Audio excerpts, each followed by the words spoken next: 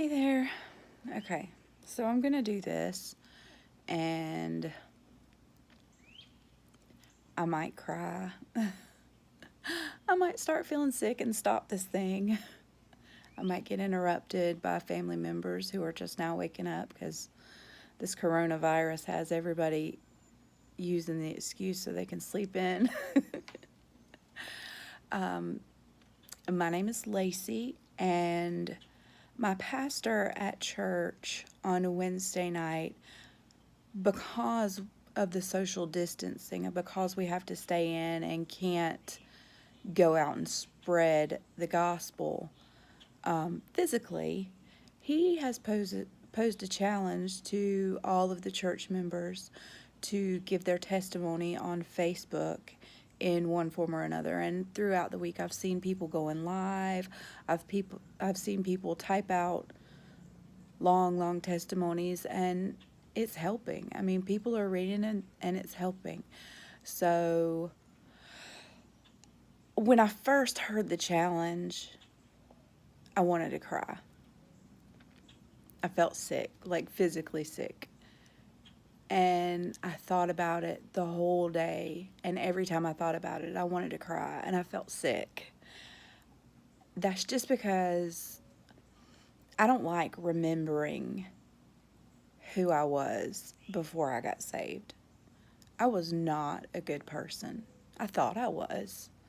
Um, I thought I was a nice person, you know. I'd help somebody if they needed help. But I was not a good person, and I was a terrible sinner.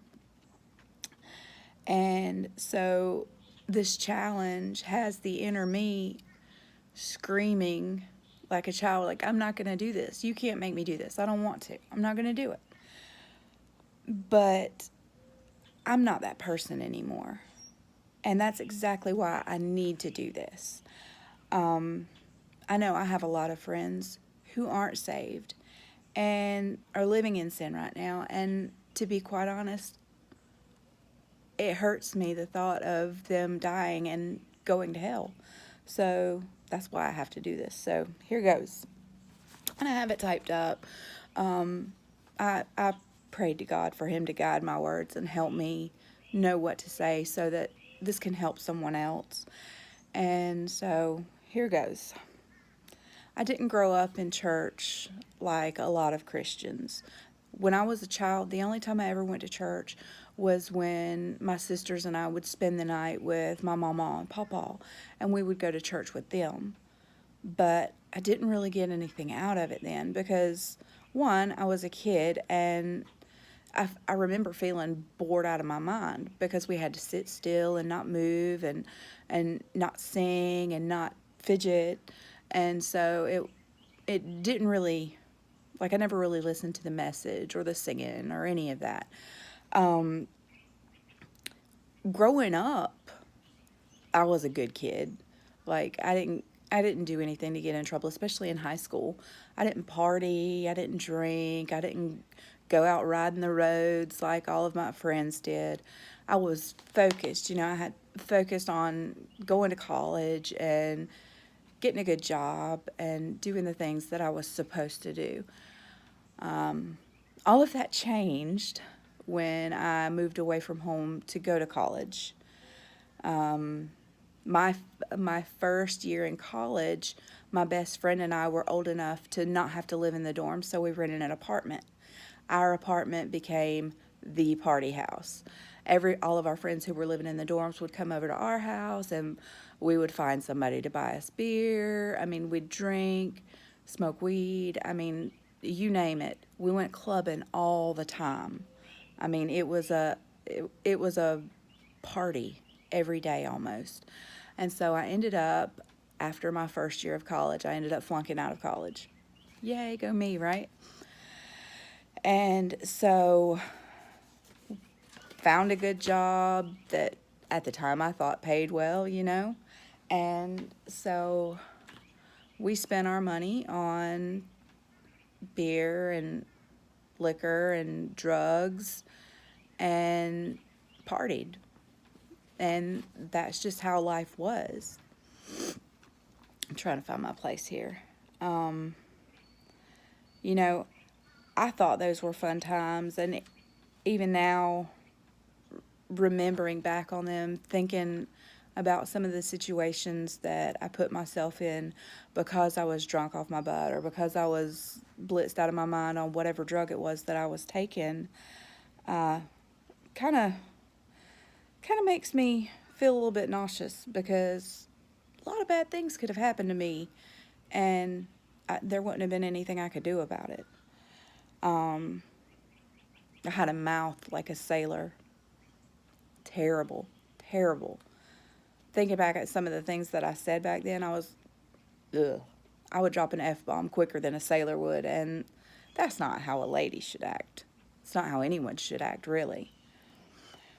Eventually, I stopped clubbing and I stopped abusing the drugs, but I still smoked cigarettes and I drank on the regular. I got married and had a couple of kids and lived what I thought was a good life. I was wrong, though. See, we as people are really good at hiding our true selves from others.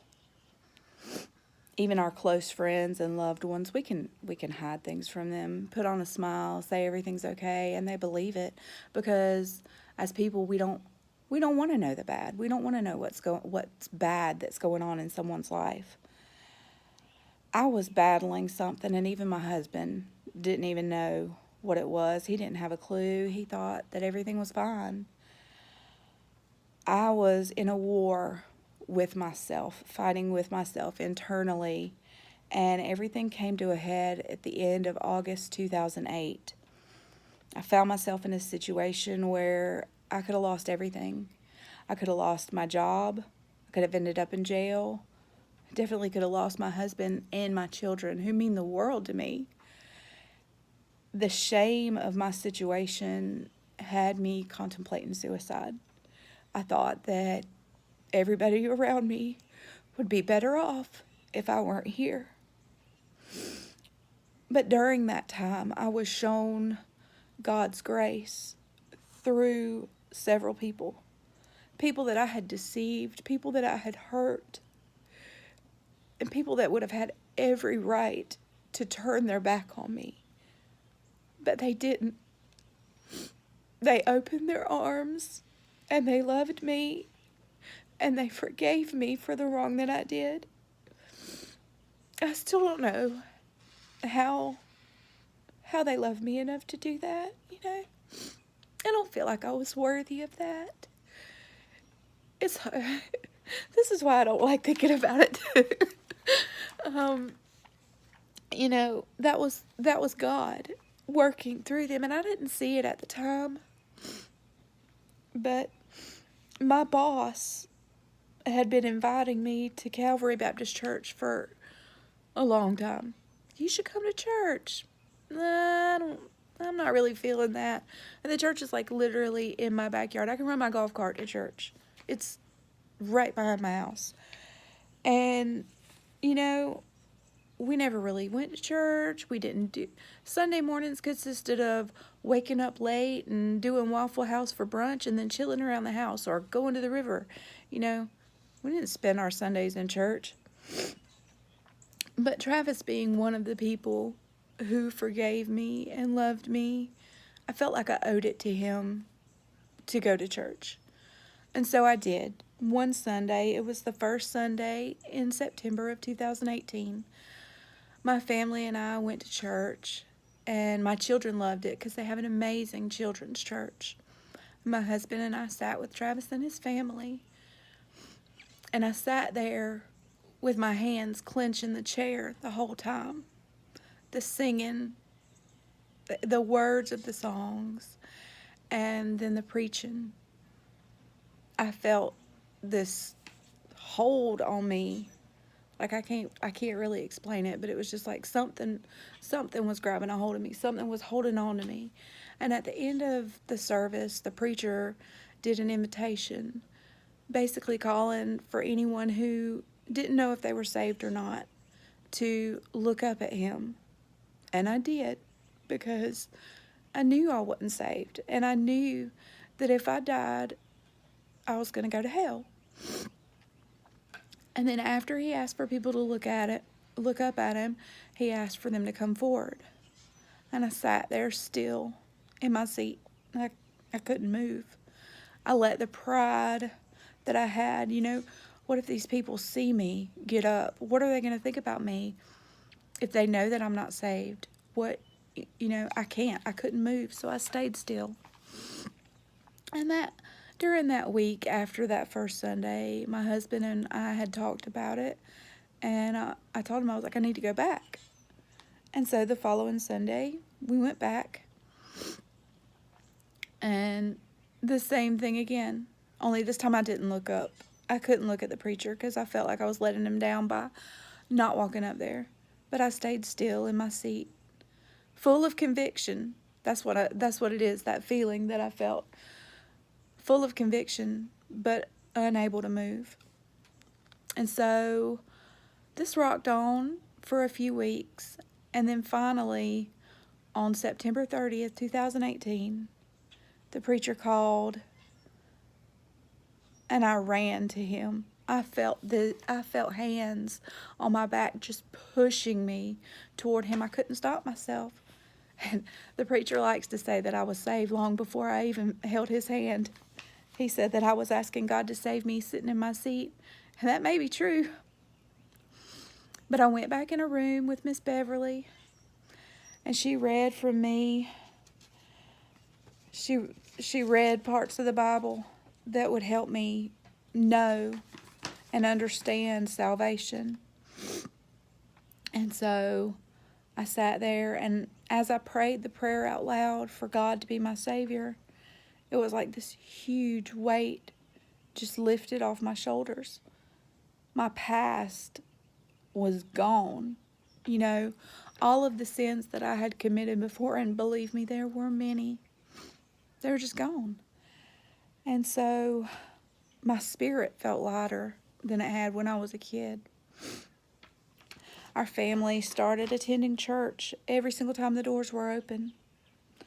We have found a home and a new family at Calvary Baptist Church. Since I got saved, my husband has rededicated his life to Christ. Both of my wonderful children have been saved.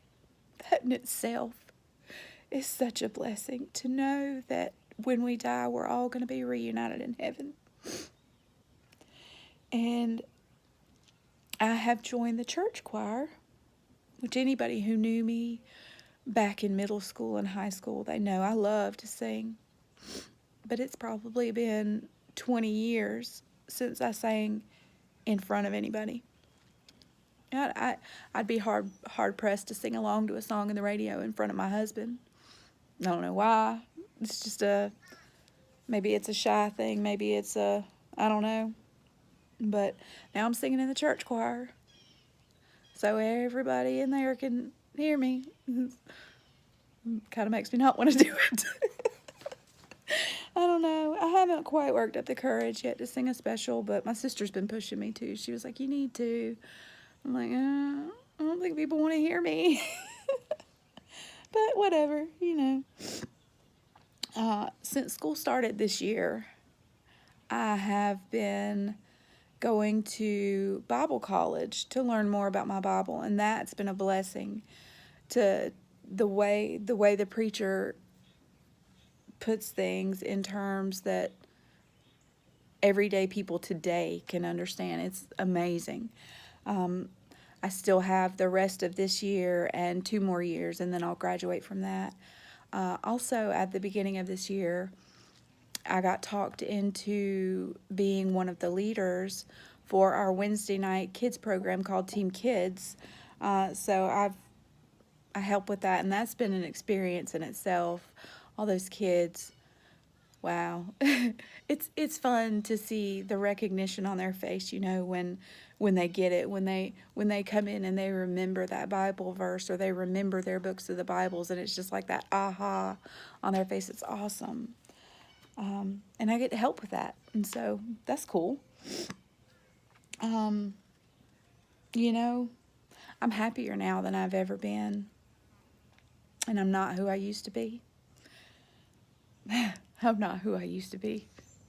That's a great thing to say. It's a great thing to believe, and it's a great thing to know. I'm not who I was, and I'm not going to hell, no matter what I do. Now, granted, don't get me wrong, that's not a license to go out and sin.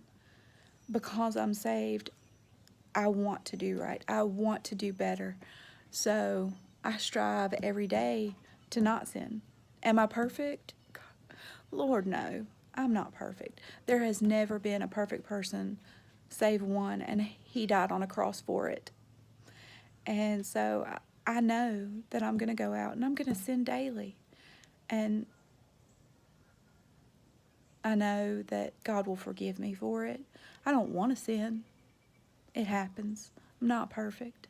Won't ever be perfect. But the humbling fact that Jesus loved me before he knew me. He loved me enough before I was even born to die on the cross for me, knowing that I would fail him daily. And he still chose to die for me.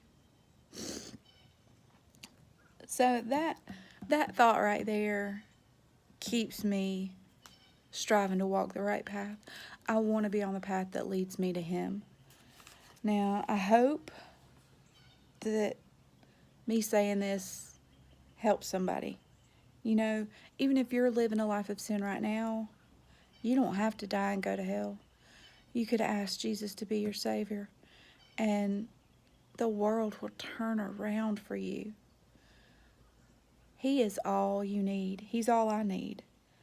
You know, Romans 5:8 says, "But God commended his love toward us, and that while we were yet sinners, Christ died for us." And Romans 10:13 says, "For whosoever shall call upon the name of the Lord shall be saved." Whosoever means me. Whosoever means you. Whosoever means anyone. It doesn't matter what you've done in your past. It doesn't matter what kind of life you've lived. You can call on the name of the Lord and you can be saved and not go to hell. And I hope that you do. I hope this helps you, and I hope that you do call on his name. You know, it's a simple task to ensure that when you die and when I die, that we'll meet again in heaven.